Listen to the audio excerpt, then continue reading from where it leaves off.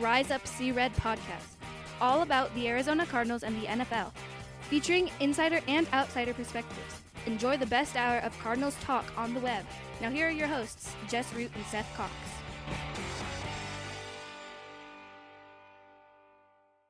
Hello, Arizona Cardinals fans, and welcome to the latest edition of the Rise Up See Red podcast, the best hour of Cardinals talk on the web. It is episode 416 and show number 2 of this week. It is also part 2 of our 2023 draft preview. I'm your host, Jess Root from CardsWire.com. USA Today's NFL Wire site covered the Arizona Cardinals. And Seth joining on the second show of the week from RevengeOfTheBirds.com, SB Nation's Arizona Cardinals site, and also one of the hosts of the original Draft Breakdown podcast, and I'm going to continue to say it. You should, especially this time of year, should be listening to that show. You should jump on to one of the Patreon tiers where you can get their bonus shows, or you can get the bonus shows and the written content, Seth. Oh, we can't get out. We just can't avoid the drama, can we? We can't avoid the drama. No, I mean, nothing is going right for the Arizona Cardinals. Even like as people were trying to get excited, and like you said on Tuesday's show, right? It's all supposed to be. It's propaganda time when you have the off-season program. Everybody's coming in. James Conner's curling Jonathan Gannon's weight. It's everyone's in the best shape of everyone's going to be in the best shape of their life. Everyone's happy, and then you get to training camp, and they're all in the best shape of their life. It's all the positive storylines. We're going to start with, before we get to the draft stuff, something's up with Budda Baker, and that's no fun. Yeah, and it's an interesting dynamic, right? Because you've got the guy that was kind of put on the pedestal of what this new regime is looking for, what they want, what their expectations are. And we got the snake in the grass tweet today, right? Basically, it's on Michael Jordan. So here's the thing. We don't know anything for sure. But there seems to be something happening. Buddha's tweets lately have been a little bit, coded. And today it is showing the Michael Jordan GIF, and that's when it got personal. And his Twitter bio no longer has Arizona listed on it. It's the playbook for it might not be something, but it's not nothing, right? That's kind of like, it might not be something, but it's definitely not nothing. Right, and it's just one of those situations that you look at and you wonder what this team can do. The conversation on Twitter from Kyle Odegaard, who's pretty dialed in, is that Budda is unhappy with the Arizona Cardinals. Why? We don't know. There's speculation that he wants a contract extension. Well, as something Jess and I have talked about with the Cardinals is, when you got 2 years left on your deal, you can keep walking, right? Like you rarely find that you're going to get that contract extension. 1 year left on your deal, they're typically looking to make that move. So if it's contract related, it's an interesting time. And look, I don't know how many times Jess and I have said this, but we're going to say it again. We're always on the player's side when it comes to contracts. Like, get as much money as you can for as long as you can, no matter what. And this is no different in that situation. However, it's an interesting timing of, if that is what is going on, to attack it, because as we said, you've been propped up as the guy, right? Like the guy, that the archetype player that they're searching for to build this team. Like Monty Austin Ford in his introductory press conference went out of the way. He's like, I was talking to Budda Baker. Like, they've gone out of their way to be effusive with their praise of Budda Baker, how he is exactly the type of player they want on their team. And so we don't know. Like, we don't know what's happening. We're basing it on things on what Kyle is saying. He said he's asking around that he's unhappy. And speculation, like, this is the best we can guess. This is what would cause this. Either he doesn't want to be part of a rebuild and is just asked for a trade, or with 2 years left on his deal, he's looking for a longer-term commitment from the team. And maybe, and I'm sure, like, if that's the case, we know what the answer was based on his reaction, because the Cardinals aren't committing anything to anybody right now. No, and that's here, and again, I'm not on the side of the team, but I do want to make this 100% clear to me. This should be obvious that this is one of those situations where a player should potentially read the room a little better. And in that, again, if he feels like he needs more money and things like that, we won't ever, we won't ever hate on a guy for that.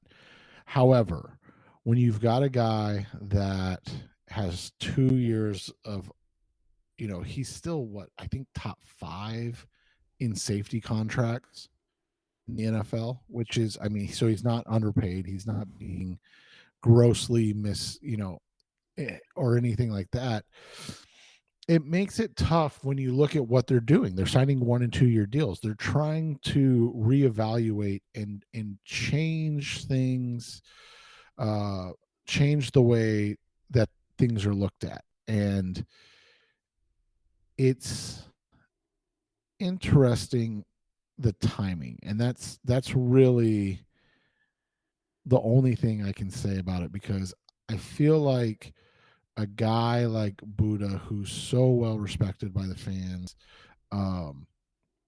is really one of the foundational players on this team.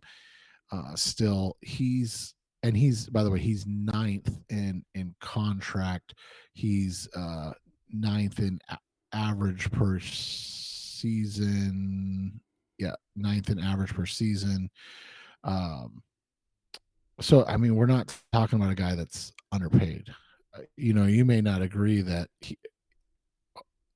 or you may think he's better than some of these guys ahead of him, and that's fine. There's nothing wrong with that. But it's not like he's being, underpaid by any means.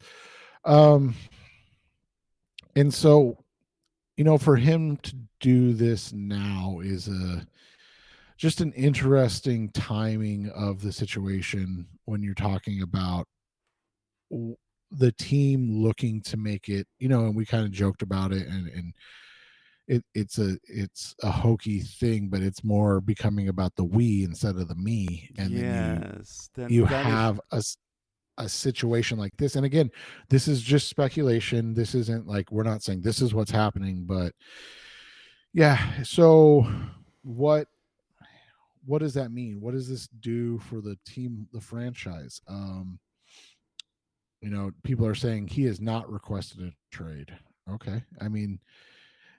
If that's true, then that's great. If he has requested a trade, then, honestly, it's not like it's unheard of or unfathomable, right? Right. We know here, it's as a team that's basically retooling, rebuilding. Budda wants to win. Losing sucks. And he just doesn't want to have to go through everything that's going through. And here's something we also know, and this is something that DK, Devon Kennard, when I spoke with him on this show, that he said happens with every coaching staff. There are very good players who end up getting moved because of one reason or another. And it's not always because it's we might be going. We obviously are going to be going through this likely with DeAndre Hopkins, but you're losing the potential of moving a guy like Budda, whether it was something that was thought of early as they're trying to retool and rebuild this roster. Who's one of the most impactful? Who are their most tradable assets? Well, if you look at Budda, great player, with a contract that's very manageable, especially for going to another team. That makes him extremely valuable.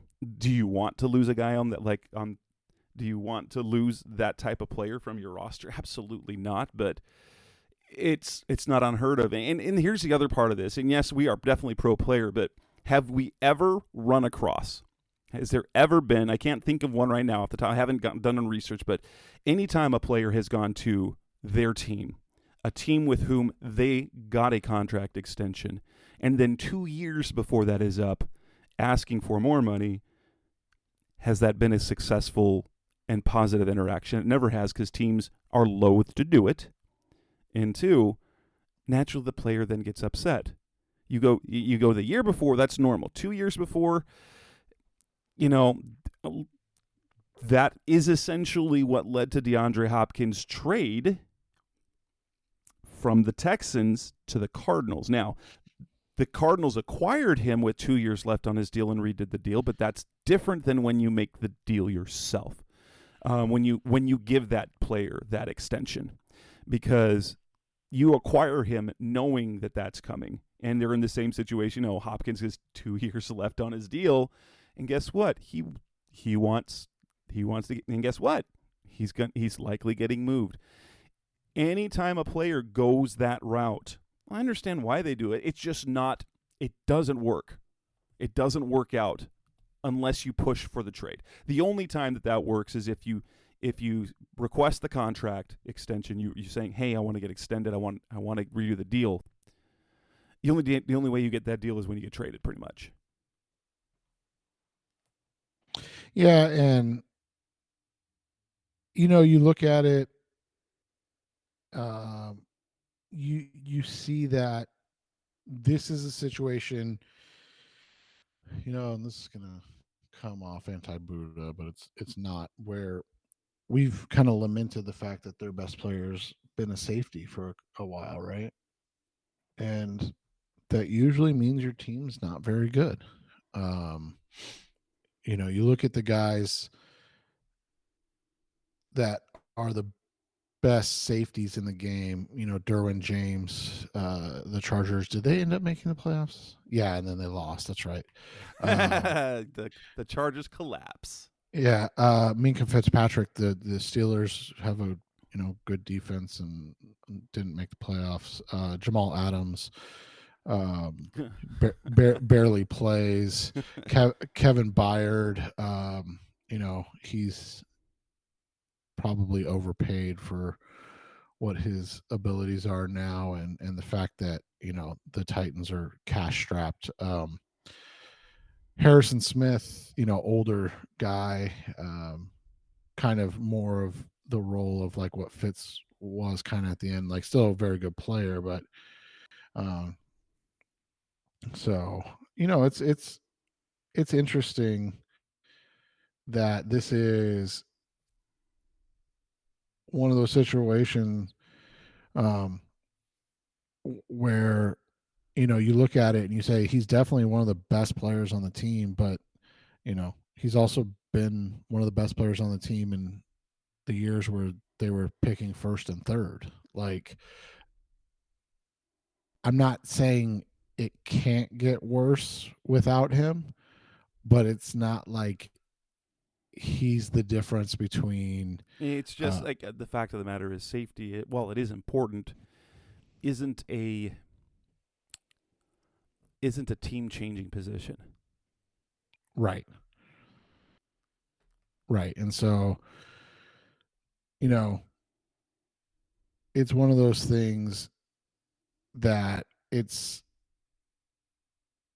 just interesting to see this, to see this happen now, when, again, it's supposed to be, a time of year where this isn't even on the radar, but No. The Cardinals can't stay out of the social media news without anything.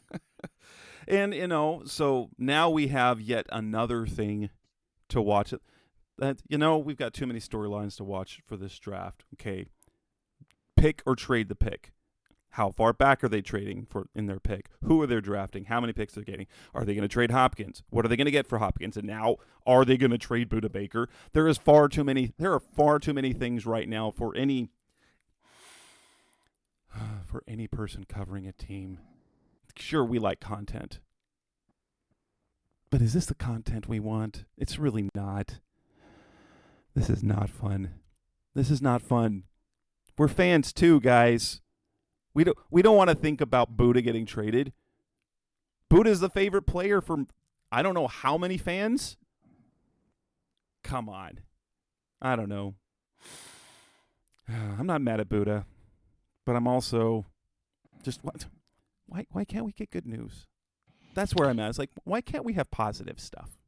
It's always interesting too, because I saw something today about J.J. Watt, and it wasn't from Cardinals fans, but it was instead from Texans fans. And, you know, it was like this, talking about J.J. Watt, this guy deserves a ring. And I'm always interested in this idea of like deserves, right? Like these guys. It would be nice. Sure, like just. That's a really tough thing. It's about competition. It's a team sport. Would it be ideal for the legends of the game to all have a championship? Would that be the icing of the cake, the cherry on top for such an illustrious, like J.J. Watt, incredible human being, incredible football player, game-changing football player, universally respected and loved, same as Larry Fitzgerald. Does anyone deserve it? Like, and fans, do we deserve a championship as fans? No, we don't. It just is nice. And especially for like players, and again, I don't mean this in a negative connotation, but like, you know, when people are like J.J. Watt deserves, you know, a ring, it's like, look, J.J. Watt earned everything he got. You know, nothing was given to him in any way, shape, or form. But that dude made $131 million as well. Like, he was very well compensated for what he produced. And you know, going back to Budda, you know, when people are like, Budda deserves a chance to go, you know, play for a contender, the Cardinals don't owe Budda anything in this regard. They've paid him $66 million. Like, they've taken care of him. And again, like, I don't want this to come across as negative, but like, they've paid a guy that's made one second team All-Pro $66 million. Like, I know he was an All-Pro on special teams once, but like, he's made, as a defensive player, one second team all NFL. And he's one of the highest paid safeties in the NFL. He's a great player. He works his ass off. He deserves everything he gets, but like, this whole like, oh, you know, if he doesn't want to be a part of the rebuild. Well, if he doesn't want to be a part of the rebuild, like, or the reset or whatever you want to call it, like, then why are you paying him? Like, that's sometimes part of it. Like, you and I sometimes don't want to be part of administrative changes at work, right? But it's not like we go in and be like, I want you to cut my contract so I can go sign with another. Like, once you're in a contract, like, you can pursue other opportunities, but like, you can't just leave. So yeah, it's just, I mean, it's just super interesting, man. Like, and I'm interested to see how this all goes down, because and I mean, I don't think anything's going to happen. I don't think they're going to trade him. So what does that mean for the overall morale of the team heading into this? Yeah, it'll be interesting to see. And you know, if no trade happens by the draft or on draft night, then it'll just be something quietly lingering till next offseason, I think. Well, and it wouldn't shock me if they redid his contract at the end of the year. Yeah, like like November, December type thing. Yeah, that would be a nice gesture. But yeah, Cardinals. But yeah, drama. I mean, it would be nice just to get on this and talk about the defensive linemen. Let's do that. So coming up next on the Rise Up Series podcast, Best of Cardinals Talk and Love. Let's go back to what we really are supposed to be doing for these shows, and that's talking about the NFL draft. Our draft preview continues. Coming up next, we're going to talk about the linebackers in this, the off-ball linebackers in this draft class. That's coming up next on Rise Up Sea Red. We're back on the Rise of Sea Red podcast, Best of Cardinals Talk on the Web. We've talked, in our last edition of the show, we talked about the first round in general. We talked about what the Cardinals could do. We talked about the pass rushers, the edge defenders, and we talked about the defensive line. Lots of guys to talk about. It feels like the linebacking position is not one we need to worry about nonetheless. We're still going to talk about it. I think we're pretty safe in saying that, you know, we won't be going with a first round off ball linebacker. I mean, they've got Isaiah Simmons, they've got Zaven Collins, they've got Kaiser White that they just signed, and if you want some experienced depth, they've also got Chris Barnes. They added a special team. They brought back Zeke Turner. Those are the guys that you don't want to play necessarily in defense, but hey, the linebacker position seems pretty solid. That said, who are the best off-ball linebackers in this draft? Even if the Cardinals aren't going to be selecting them near the top of the draft, I'm hoping that we do not see an off-ball linebacker till day 3, probably, right? Right. It's funny. Justin and I actually talked about this today. Just in general, the 2023 off-ball linebacker class. So this is all fresh in my mind. That's perfect. So I think the best player is Drew Sanders, the linebacker from Arkansas. You look at Sanders, and he's a big, long, lanky, productive guy that can either give you something off the edge or as an off-ball linebacker. He was a 5-star recruit to Alabama, transferred to Arkansas, and had a great season this year. I think he put up 12 sacks or something like that. And he's just a guy that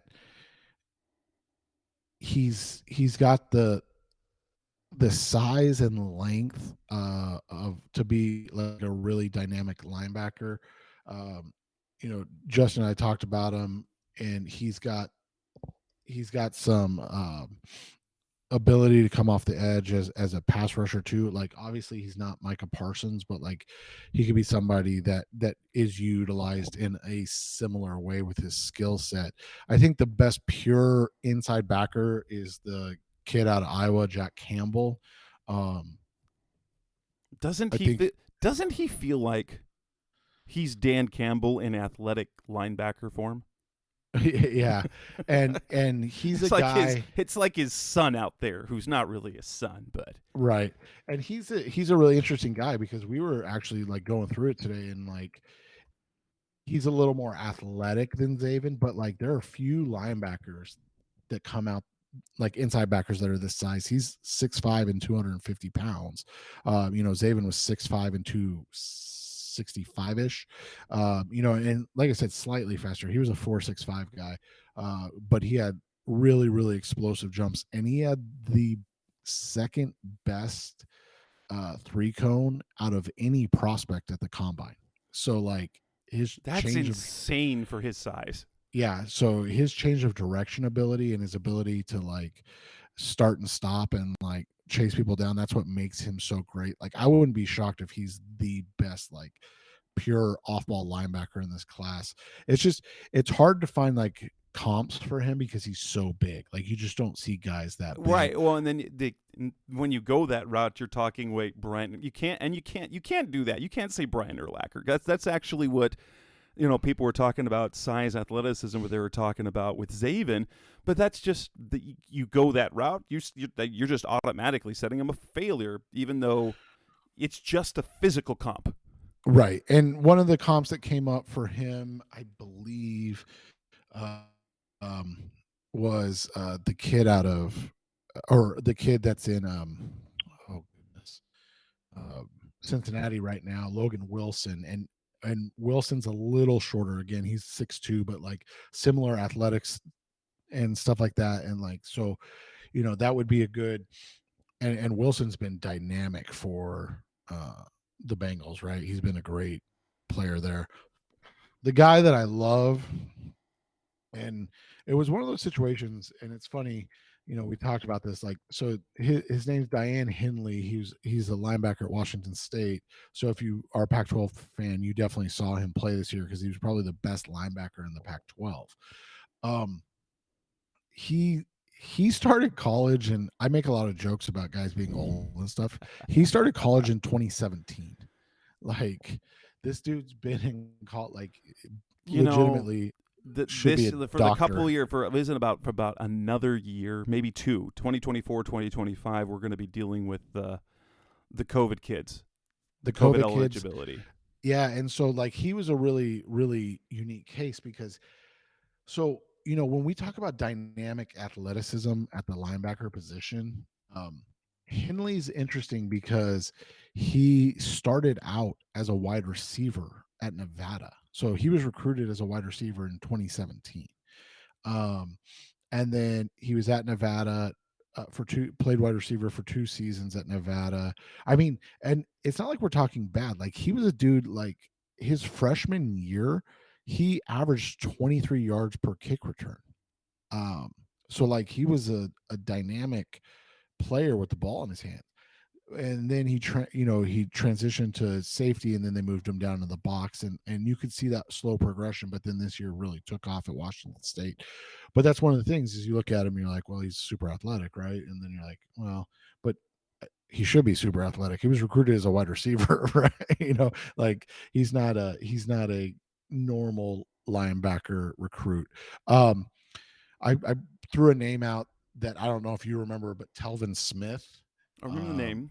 Yeah, so he played for the Jaguars, was drafted in the 5th round, and then ended up being like a near all pro type of guy, and then had some like mental health issues and had to retire.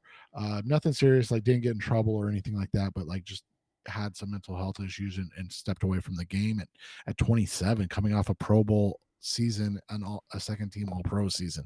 So obviously, that aside, Henley has a lot of that type of game. I mean, you're talking about a guy that's sub 6'1", but 225 pounds, runs a 4.5 440, dynamic athlete, and his instincts are really impressive for a guy that, like I said, transitioned to linebacker in 2019. Like, it's a really cool story. And then it kind of gets into a kind of choose your own adventure type thing after this. What are you looking for? So like for Cardinals fans, right, you're going to be looking for guys that are athletic and can assist on special teams right away, right? So like a name that jumps out immediately is Dorian Williams out of Tulane. He's a late day 2, so like that 91 to like 120 range. He may go ahead because he is a super freak athletically. He's under 6'1", 228 pounds, but he ran a 4.49 40 at the combine. Yeah, he's definitely built like a safety. Yeah, built, and he's a guy that is fantastic in coverage. And then you look at him, and the crazy thing is he has vines for arms. He has 34-inch arms, and so his wingspan is that of somebody that's 6'8". So like it's crazy to watch him. He's fantastic in coverage. So like I said, like a late day 2, early day 3 guy, great special teams guy to have. Another good name to know on the special teams. And these aren't, if you listen to our podcast, you'd be like, well, you didn't talk about some of your top guys. Well, I'm not going to talk about Nick Herbig because no offense, hope the Cardinals don't draft Nick Herbig.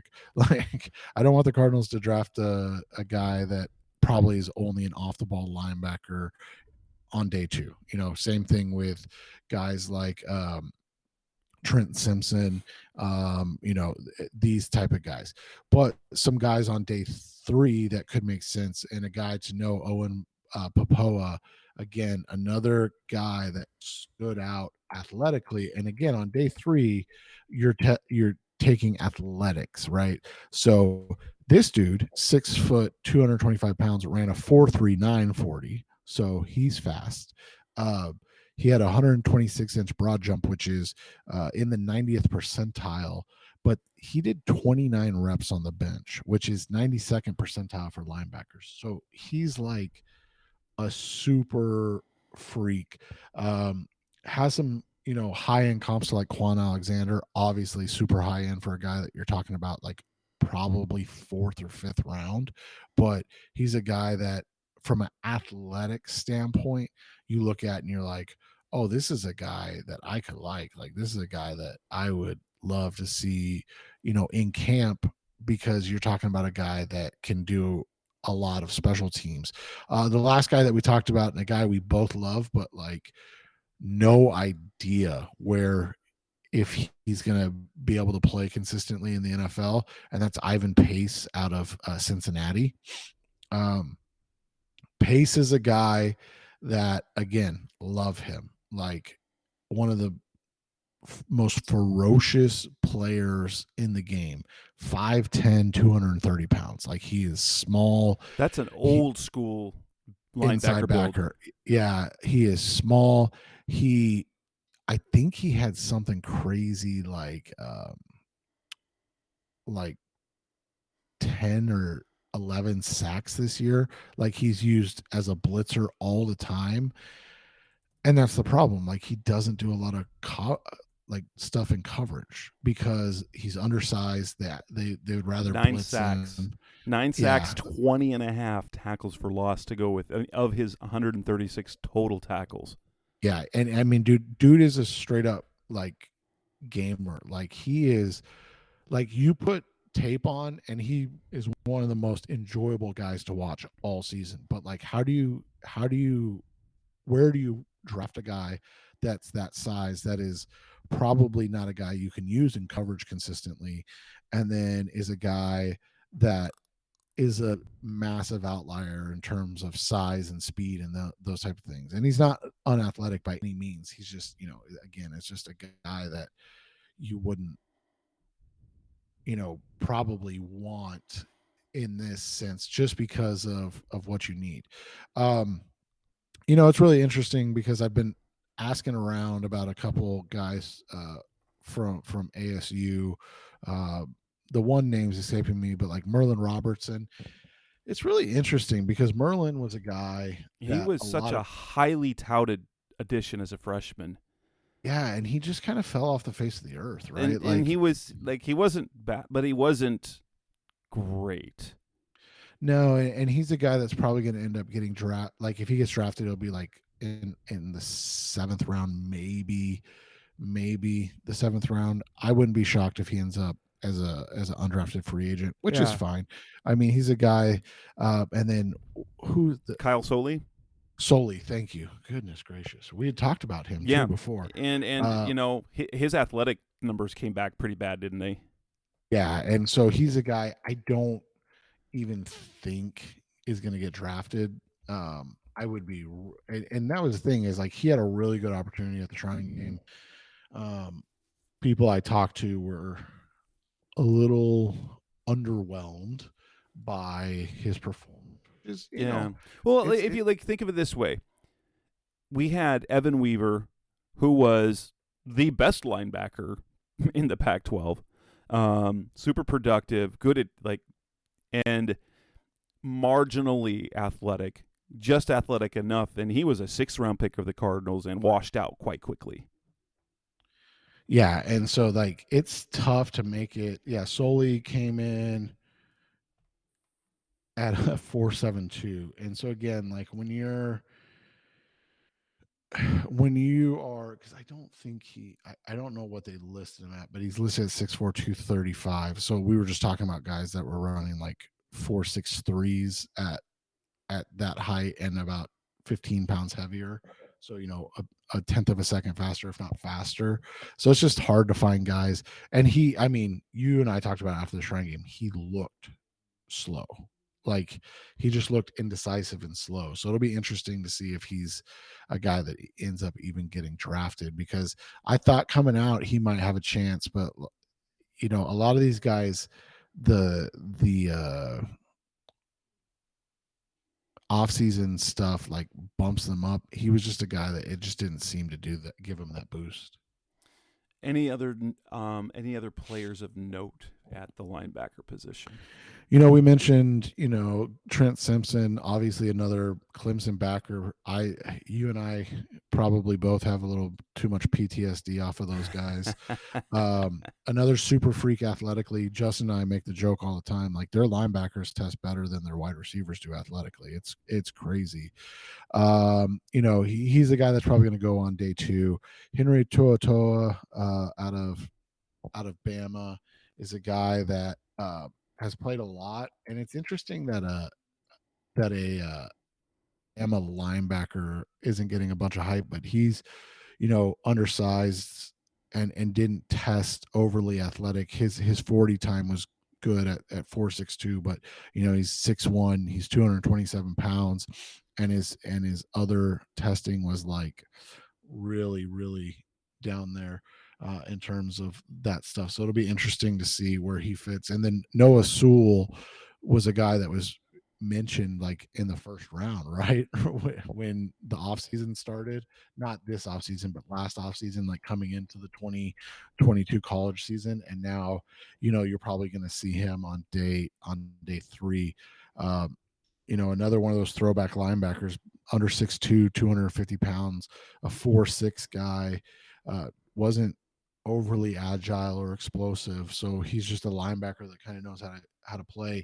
Reminds me a lot of Jasper Brinkley, who, was around in the NFL forever, right? And was on the Cardinals. Yeah, and not a bad player. No, not at all.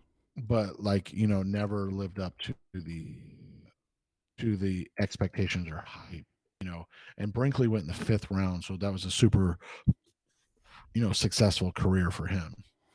We know that the Cardinals have, if we look at the names, there's one name that we know the Cardinals have at least taken a longer look at, and that's Texas's DeMarvion Overshown. Let's see who else was on that list, but he's the one that he would have had an official. Is that what he had? Yeah, I think Overshown came in with he's a guy that's really interesting because we as in like the draft community expected him to come out last year. I think he ended up being a 5th-year guy, and like you talked about, these guys are all going to be older now. We got to kind of just get over it. Yeah, so he could have come out last year, decided to take an extra year due to COVID. Another guy that transitioned from being a defensive back to a linebacker while he was at Texas. So athleticism shouldn't be surprising, right? He had a good 40-yard dash at 6'2 3/4, 230 pounds. He ran a 4.56. He had a nice broad of 124 inches.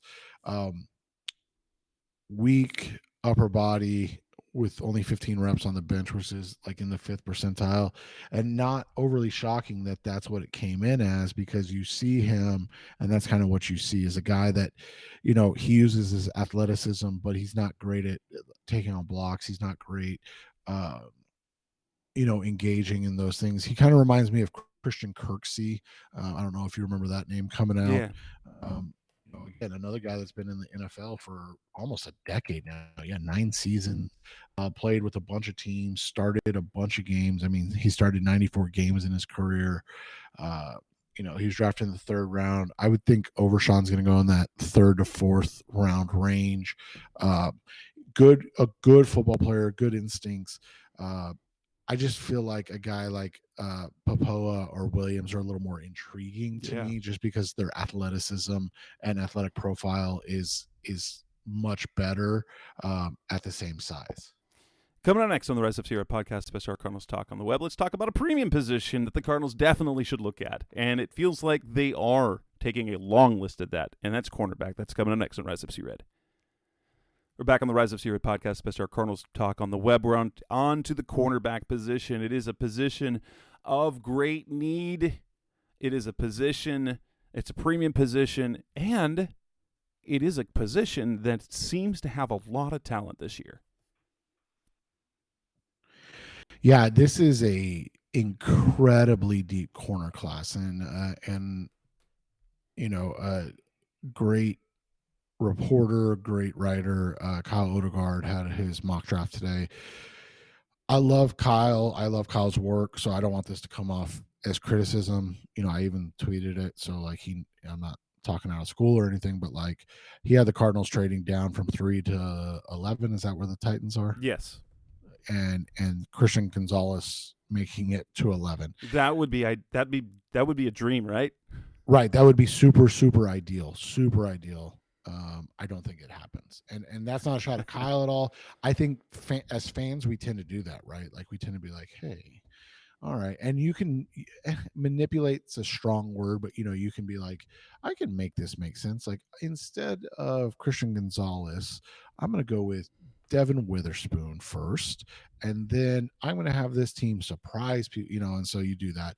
But man, I'm a huge Gonzalez fan.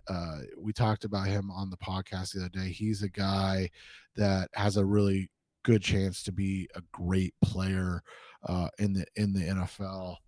He's a guy that I think is going to be potentially special, and he is an athletic freak, but he's also a size freak, and that's what makes him a really intriguing prospect, is that you've got a guy that's over 6'1", just a shade under 200 pounds. He probably plays between 195 and 205, if I had to guess.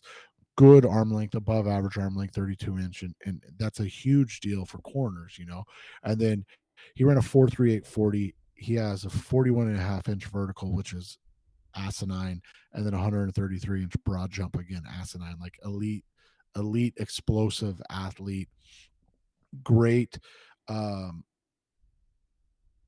great player, a potential true cornerback one that could become kind of like a potential Pro Bowl type of guy. When you look at Gonzalez, he has all the makeup of a lot of the guys that have come out lately that have had extremely, extremely strong careers. We've talked about it, whether it be like a Marcus Lattimore or a Patrick Surtain, like he has those measurables and could be in that class. I know that people like to, make fun of Lattimore, or sorry, not Marcus Lattimore. What is the kid out of Marshawn Lattimore? Sorry. Yeah, Marshawn Lattimore out of Ohio State. But you remember he was a third overall pick, I want to say. Like he was a really high pick, and he's produced really well. 4-time Pro Bowler, Defensive Rookie of the Year. He's an elite player coming out of Ohio State, and he's got some shades of that. And if that's where he ends up, it being that you've got yourself an elite player. My favorite corner in the class, the guy that I think is probably the best corner in the class, but he scares the bejesus out of me, is Emmanuel Forbes. I love this player. When you talk about ball production, there's nobody that's even in the same realm as Emmanuel Forbes. In 3 seasons, this is what's so absurd. In 3 seasons, he has 14 interceptions, 6 pick sixes, and 20 passes defensed, which is just like absurd. Especially when you're that good. Guess what opposing teams do not do? Throw your way. Yeah, they don't throw at you. Cardinals fans will remember the name. And by the way, elite numbers as well, testing. The problem is really have never seen a guy this small come out, at least measure, just a shade under 6'1", 166 pounds, which is not ideal, especially when you're talking about a guy that's running a 4.35 40, right? Like, the other thing is he's got a huge wingspan, 79-inch wingspan. You're talking about a guy that's got vines for arms, and it all shows up on there. His high-end comp is Dominique Rodgers-Cromartie. I mean, and Cardinals fans were a little taken aback when they drafted DRC coming out, right? But he was a two-time Pro Bowler. He had a very, very good career, a very good guy. A second team All-Pro, started 121 games in his career, played in 162 games. Like, this is a guy, like, again, if you get that as a, at 34, whoo, baby. And I don't think he's going to be there at 34. I think this guy's going to go a lot earlier than a lot of people expect, but he is my favorite corner in the draft. I really like the 34 range. So that second round pick, and Forbes would be great to be there. Cam's, like, who are the names that I'm seeing Deonte Banks suddenly in the first round. We've got some, like, there's some corners out there. Who are some viable options that if they don't go corner round one, so they don't get Witherspoon, they don't get Gonzalez, that pick 34, who are the guys to, like you mentioned Forbes, who are other names that are viable possibilities? Like Keely Ringo. Yeah, Ringo's a guy. Banks, like you said, he's been kind of climbing a lot lately. He's a guy, he is an athlete, man. 6 foot, 200 pounds, 4.35 40, 42-inch vertical, 136-inch broad jump. I mean, you're talking about just a freak athlete that, again, like, these corners are just getting freakier and freakier every single year when they come out. I think he's a high-end player. I think he's a guy that's like really, really physical. It's funny because one of his really, good comps, and again, I know this doesn't, make people go jump up and down, but like Robert Alford, that's a comp that we've seen from him. Alford was a second round pick out of southeastern Louisiana, and then he just had a really good career for a long time before injuries beset him, right? Like, but he was a in Atlanta, he was very good. Yeah. And then and when he was healthy in Arizona, he was really good. Yeah. And so, like, that's the type of guy you're talking about. Like, and again, this is a realistic, like, achievable, like, his high end comparisons are off the chart. Because, like I said, he is just such an athletic anomaly and athletic freak. You could be looking at a guy similar. He's a little bit lighter, but like similar to like a Jamel Dean, right? Who's been fantastic for the Buccaneers, those type of guys. Then you mentioned, Keely Ringo. Keely is a straight line athlete. He is one of the most, probably one of the guys that you look at and you see a guy that you do wonder if you're going to have to move him to safety if he can't get better at moving those hips. But he's a guy at, he came in at just a shade under 6'2" and 207 pounds, 90th percentile for his height, 93rd percentile for his weight, and then ran a 4.36. He had an average broad jump. I know people are upset about the vertical. The vertical, if they have a great vertical, this is something that we talk about on the podcast. If they have a great vertical, it's a bonus, but it's not something to worry about. The broad jump is more important because it talks about explosiveness from the hips, right? Like something that where you look at that they use more often in terms of, exploding in and out of breaks and things like that. Again, another guy that's just tough to find like a really solid comp, just because you don't find many corners that are 6'2", 210. But he's a guy that I think if you got him in the second round, you should be excited about, because I think he can play. Another guy that's really intriguing, you mentioned Cam Smith. Smith's an interesting guy because when you look at him coming in at 6'1", 180, it's a little, again, lean guy. He ran a 4.43, had a really good vertical, but super explosive broad jump, like we just talked about. He's a guy in the second round, when you look at it, that you're looking at a guy who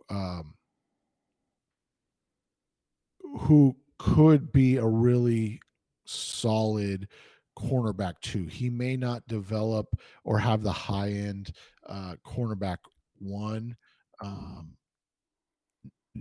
upside, but he's a guy that has excellent, that is consistently good, if that makes sense. Like you're not talking about a guy that you're like blown away by consistently, but a guy that is consistently in position to make plays and does so. And again, when you're talking about the second round, you're not going to find all the time finding guys that are, elite, especially like cornerbacks. But so you either have to draft guys that you like, as in like they're going to be solid, or you draft guys that are athletic traits, like we talked about with Ringo, or another guy we'll bring up. But another guy that, and not one of my favorites, he's a little stiff in the hips, but again, I think he's got some ability, and that's Tyreek Stevenson out of Miami. He's another guy that's going in that day 2 range. So again, maybe you trade back those top 2 guys, Witherspoon and Gonzalez are not available, right? So but you add 41, and so at 41 you can get like a Stevenson or a Ringo or a Smith. His size at 6 foot, 198 pounds, good arm length, which again we talked about. It's a really big thing. He's a zone guy, so that could be a fit for what they're looking to do, and he's above average athletically across the board, sans those shuttle drills, and which tells me you don't want to ask him to run man-to-man consistently. But again, like, understand and know your defense, right? Like if this is a guy that fits in what you want to do, then yeah, go get him. But like if you're gonna ask him to run man a lot, well, maybe that's not the best idea, right? Like maybe we don't do that. That's not his strength. He's got a lot of similarities to me, and you'll remember this name because he drove us crazy for years. Marcus Trufant out of that was it with Seattle. He was a first round pick. He's not going to go that high, obviously, but like he's a guy that fits in that kind of mold. And again, remember, Trufant ended up being good, but he was never like, you were never like, oh, we got Marcus Trufant, like we don't need another corner, type of guy. So Marcus or Desmond, or is that a different player? There's a Desmond Trufant as well. Marcus, okay. Yeah. Marcus was the corner for the Seahawks, and then Desmond was with the Atlanta Falcons, and he was also drafted in the first round. They're all brothers, I believe. Guys that could be gems later on.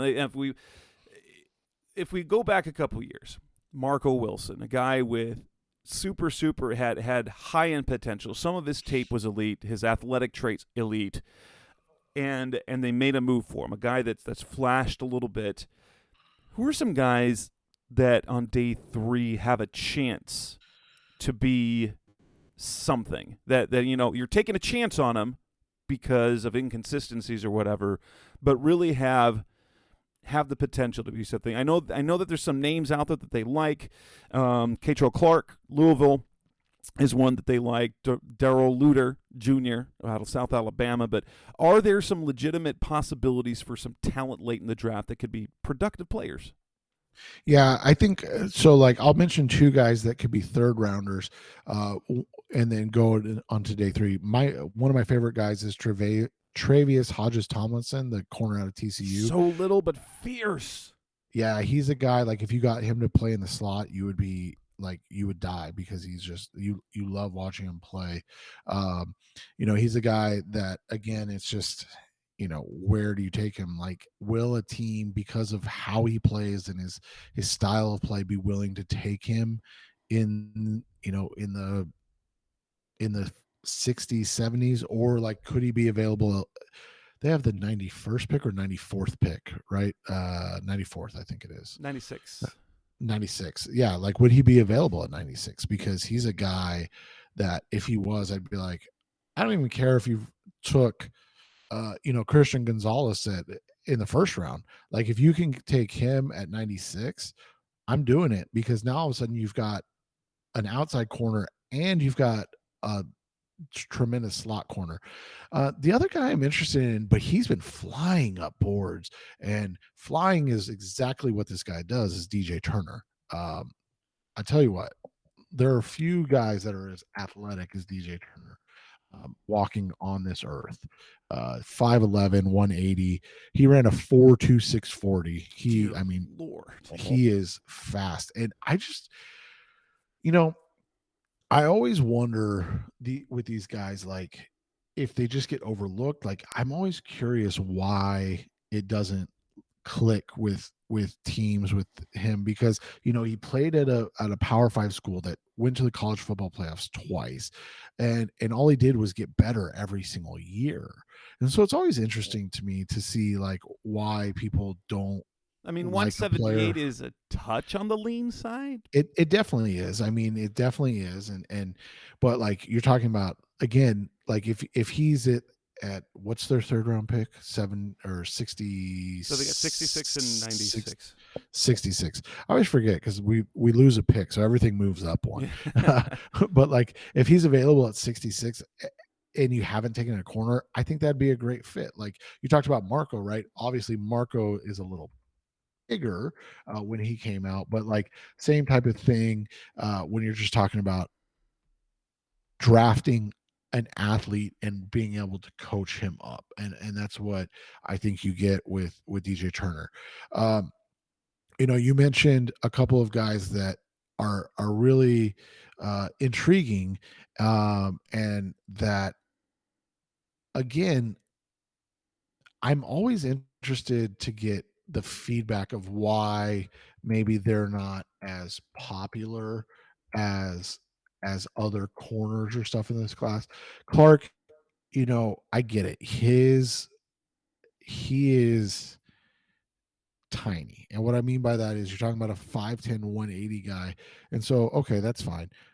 But he has under 30-inch arms. He's super short arms. Tested really well, 4.42, average broad jump and short shuttle, which is fine. Again, we talked about. So the question becomes, is he a guy that can only play out of the slot, right? Like you look at him at 5'10", 180, with short arms. Like, is he going to be able to be a boundary guy?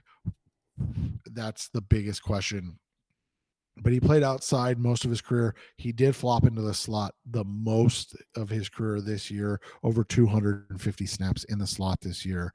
So, again, a guy that was improving his first to second year, had a little bit of a downtick this year. But again, I go back to, like, you're asking a guy to change what he's done.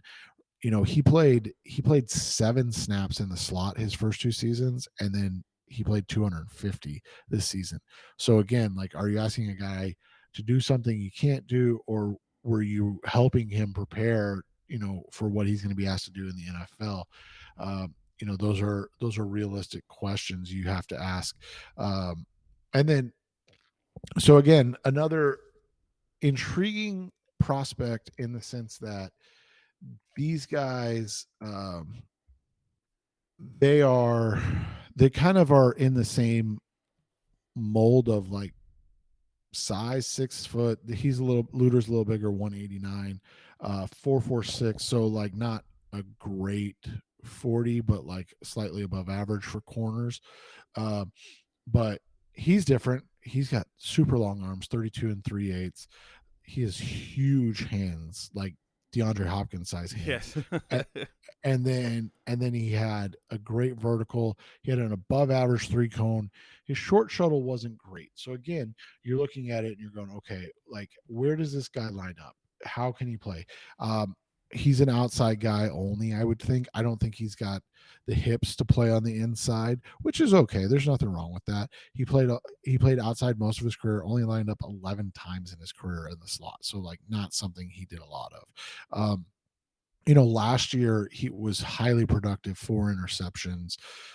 This year he only had the 1 interception. So again, you have to kind of go into those things of like what happened, why, did he play worse? Was he, hurt? What was going on? It was it was interesting because the last 2 years, and something that Justin and I talk about all the time. Last season in 9 games, he had 4 interceptions and 10 passes defense. This year, he only had 1 interception, 7 passes defense. Um, I'm looking to see if I can find how many times he was targeted, and he was targeted more this year. So it was interesting because like the on ball production was there last year. Like it was high end. In 9 games, he had 14 either interceptions or passes defense. This year was only 8 and 13 games. And so, you look at it over the 2 seasons, the last 2 seasons, he had 5 interceptions and 18 or 17 passes defense. So 22 in 22 games, which is, Justin and I talk about all the time. One of the big things that we look for, like one interception or pass defense a game for these corners, because it's about on ball production and ability to make plays. So his like super high end junior year, and then his kind of reduced senior year equaled out to what you'd like to see. He's a guy I think you're looking at in probably like the 5th round, because I'm just not sure what people are going to think of his senior season, where he did struggle comparatively to that like super high end junior season. But you look at it, he's got some really nice high end comps that you could see. One that I like is Kendall Fuller. I think he's still in the league. I can't remember Fullers. They get all jumbled. Yeah. So he Kendall is not the one that was taking the first round. Kyle was the one taking the first round. Okay. Yeah. So Kendall is the one I meant too. That's good. He was a 3rd round pick coming out of Virginia Tech. By Washington, Kansas City, back to Washington. Yeah. And so again, a really solid career. Like somebody that's had a great career relative to draft position, and a guy that you can count on, and like you look at and you're like, hey, this would be a perfect fit.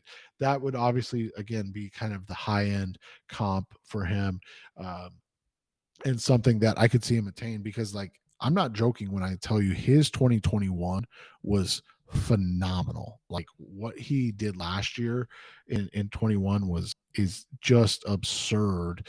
And so it was a bit disappointing to see him take that step back this year, because you've got a guy that has all the tools, the size, the length, the speed, and then like I said, that junior year was special, and to see him kind of again fall back, come back to earth. And Marco did that too after his freshman year, because he looked good his freshman year. He had the ACL, but his play was inconsistent after his freshman year. Right. And so that's, those are the things. Yeah. Because you look at Marco, he had 10 passes defense his first year. And then, like you said, obviously injuries and things like that. But he had 10 passes defense his first year. The last 3 years combined, he had 10 combined, like either interceptions or passes defense. So, like, on ball production's something to like keep in mind when you're looking at these guys, because it does show the ability of, to make plays on the ball, but also recognition, things of that nature. And then one more name that I saw that they brought in, I don't know if we have running numbers on him, but we do have other numbers, and that was the Carrington Valentine guy, right out of Kentucky. I think he ran a 4.38. He did at pro day. Yes. Okay, because he did do jumps and stuff at the combine, which were fantastic. I mean, he came in at 6 foot, over 190. Again, 61st percentile for height, over the percentile for weight, but long arms, 32.25 inch arms, had a 39-inch vertical and 128-inch broad, so 83rd, 84th percentile, which is exactly what you're looking for. Again, very, very weak Yes, initially. yes. The 9 best price. However, talking to Justin Mello, he said since he started kind of focusing on his pre-draft training, I don't know how much that changes with his bench, but he's gained 13 pounds of muscle. Yeah, and that's something that they have to do, right? Like a lot of times they come in, and we talked about this like with Bryce Young on the podcast. A lot of times they come in and they're either overweight or underweight, depending on what their goal is to accomplish, whether it's running fast or lifting heavy or whatever it is. Valentine reminds me of another ex-Cardinal, you'll remember this name, but he was drafted in the second round, and he bounced around for a while. He had a nice career, then injuries again kind of beset him. Richard Marshall, you remember Marshall? Yeah, he did. He was basically just special teams by the time the Cardinals got him, but. Yeah, and so he started 66 games in his career, most of them, like Jess said, in Carolina and San Diego. But after that, he struggled with injuries and inconsistencies. But you look at it, I mean, a guy that, especially early in his career, those first 5 or 6 years in Carolina, he was a guy that was a good corner.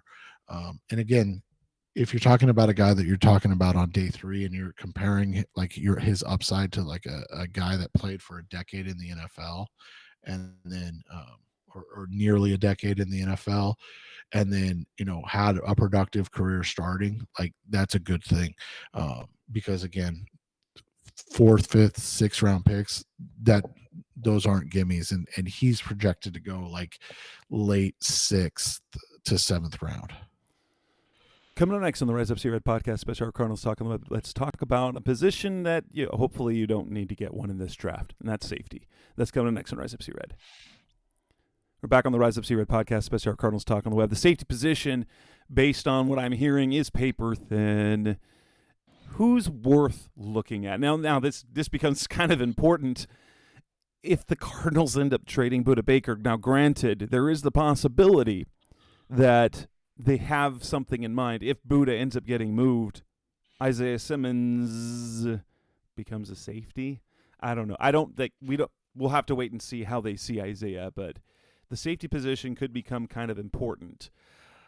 That said, who's worth drafting in terms of safety? Who has starting potential? I mean, the only real names at the top, Brian Branch and Antonio Johnson, are kind of like your only 2 guys that probably go in the first 2 rounds. Sidney Brown out of Illinois could go. I think he was the one that tested out of this world. Yes, he was. Okay, good. One of us remembers. I just remember that was one of the players that was on Touch and Hour. They always do like the winners at different positions. Okay. Yeah, he was one that got named. Yeah, and I mean, again, 5'10", 211, but he ran a 4.47 and then had like a 40.5-inch vertical and a 130-inch broad. So a really, talented player, really great athlete. Another, but like those are the guys that are going to go on day 1, or the first 2 rounds. You might see a run in round 3, starting with either Jordan Battle, the other Alabama safety, or Sidney Brown, JL Skinner, the big guy out of the state, 4'2", again, huge guy out of Boise State, Jartavius Martin, the other Illinois safety. He tested really well as well. He's going to be intriguing. to see where he goes. But yeah, for the most part, I mean, this is a paper thin class. What is there about Jamie Robinson? He's a name that keeps coming up, and for me, when it comes to the Cardinals, Uh, he's an interesting guy because he tested like garbage. Five 5'11", 190. He ran a 4.6 40. He had a 116-inch broad jump, which is like 20th percentile. He did well on the bench. He had 23 reps on the bench, but he's just a historically, yeah. then this is the thing that's going to be interesting because now we got a different front office. Safety's been a position where the Cardinals have been able to find production without, like, whether it's veterans or the draft, because Tony Jefferson went undrafted, Jalen Thompson, 5th round supplemental pick. Buddha's round 2. They traded up for him. That's a different story. But it seems like they always have been able to find safeties, really good safeties at great value. Yeah, and his like high end would be like a Kurt Coleman. Do you remember that guy that played for the Eagles forever and was a good player? I mean, he wasn't a bad player by any means, but like he's a hard one to project because like his size and athletic testing was so bad, man. It's crazy to me because he didn't look like it on the field. We talk about it, like the crazy thing is with safeties, and we see it every single year, that is that the Cardinals always draft one. And the reason they always draft one is because they're typically freaky athletes.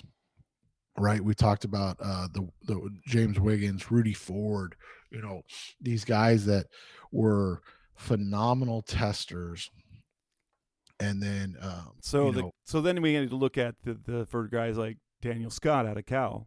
Yeah, Daniel Scott out of Cal, Brandon Hill out of Pitt. Yeah, another guy that tested really, really well was Jason Taylor out of Oklahoma State. And all of these guys are guys that, like Daniel Scott's projected to go on, in the 5th round. The kid, Jason Taylor, is projected to go in the late 6th round. Brandon Hill is projected to go in the 7th or undrafted. So like it makes sense because those are the special teams guys, and that's what you're looking for at the end of the draft, right? You're trying to fill out your roster. You're trying to make sure you have good special teams guys that can do some things for you. The name that I like and that a lot of people like is Daniel Scott. I think he's going to be a guy that's intriguing, that has some upside. Athletically, I mean, you gotta like it because he's got the length at 6'1", 208. The 40 at 4.45, the strength with the bench at 20. They had the 6'7", 5'3". There is like across the board physically, you love it. Yeah, and he's a guy that he is a guy that does a really nice job as a safety, and so he's another guy that I'm always interested in why he doesn't get a little more love. Part of it is he's old. He's going to be 25 this season. So, that's I wish I were an old 25 years old. I know, right? And so that's the thing is if you're and that's what makes him a great 6th, 7th round pick.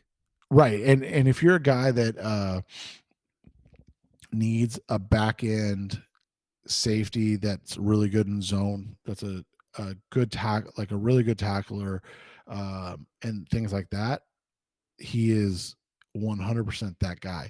I think he was also a really big special teams guy, which is obviously one of the biggest things when you're talking about, he captain and special teams captain while he was at Cal. Obviously that was big on the last regime, the captain part, but like when you're talking about drafting a safety, like you want a guy that's going to be able to give you reps or get on the field, because like you said, it's slim pickings to get on the field in this safety room right now. So, but yeah, he's a guy he did all 4 phases. He did all 4 phases in special teams. Yeah, he is. That's what I'm saying. He's the type of guy that you want on your team, even if, and Justin and I talk about this. obviously you mentioned it with the COVID kids, right? But with these day 2 and especially these day 3 picks, you're less worried about the age because you're not worried about getting them to a second contract. You're just worried about getting 4 years of playing time out of them. And so, like, if you get a guy in Scott that you can play for 4 seasons, whether it's 2 seasons as a special team ace and then a rotational safety the last 2 seasons, and you get 4 seasons out of that, and he's 29, and you're like, good luck, go find somewhere else. That's still if you can get a day 3 pick to play out his contract with you, that's a success. That's hitting in the draft when it comes to it's not the guys that turn up. If you have a team where you have a day 3 selection who plays out his rookie contract, you've more than met expectations that what you can get from those picks. And that's what you look at. But yeah, man, if you need a safety in this class, you're like, you're trading for Budda Baker, right? Right. And that's what it looks like, right? You're like, oh man. And so it'll be interesting. But yeah, I think this is a bad. I hate saying bad, but like this is not. It's a lean safety class. Yeah, that's the best way to put it. All right, with that, we wrap up this edition of the Rise Up Secret Podcast, the best of Cardinals talk on the web. We'll be back next week. The kind of the plan for the next 2 episodes, which will wrap up our preview of the players and positions, is we will go with, I'm sure we'll have news to talk about on Tuesday. We will record talking specifically about wide receivers and then offensive linemen, interior, exterior. Then we will look at on Thursday, our Thursday show, which will probably hit Friday, Saturday. We'll look at running back, tight end, and quarterback. And then in the week of the draft, we will do our first round mock. And then Seth and Justin will be podcasting, I think, draft night. But too much going on for me with the Cardinals coverage. So we will have after that, we'll go a whole week with then the reaction to the draft. Thanks for listening. That's Seth Cox. I'm Jess Root. Thanks for listening as always. We'll be back next week. Thanks for listening to the latest edition of the Rise Up See Red podcast. Listen to previous episodes and subscribe to the show on Apple Podcasts, Stitcher Radio, Audioboom, or many other podcast platforms so shows are delivered directly to your mobile device. Please give the show a 5-star rating and always support the sponsors who support the show. We'll be back soon for the best hour of Cardinals talk on the web. Rise up, Red Sea, be Red, See Red, and of course, Rise Up, See Red.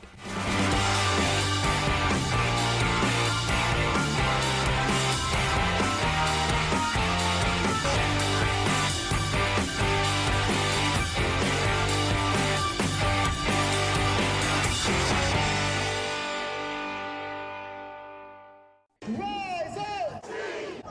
Rise up! Rise